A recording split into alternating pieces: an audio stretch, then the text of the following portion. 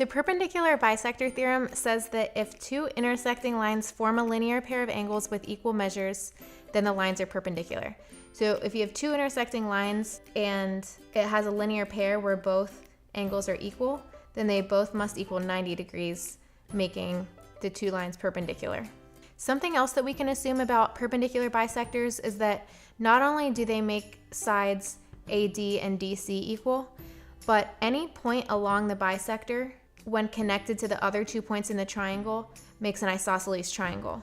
For example, a point here, when connected to A and C, it makes an isosceles triangle because these two side lengths are equal.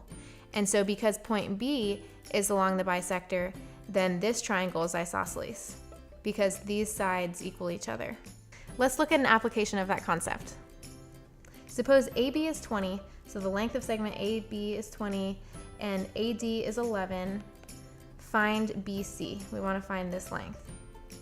Because B is on the perpendicular bisector, these two sides are equal, making the length of BC 20 also.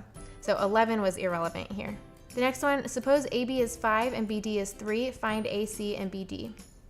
AB is 5, BD is 3, and find AC and BC.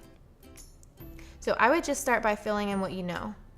We know that these two sides have to be equal, so BC equals 5.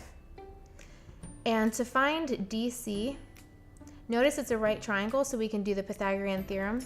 A squared plus B squared equals C squared. So we have 3 squared plus, I'll just call that side B, B squared equals 5 squared, the hypotenuse squared. Remember, the hypotenuse always needs to be by itself. And then 9 plus B squared equals 25. B squared equals 16.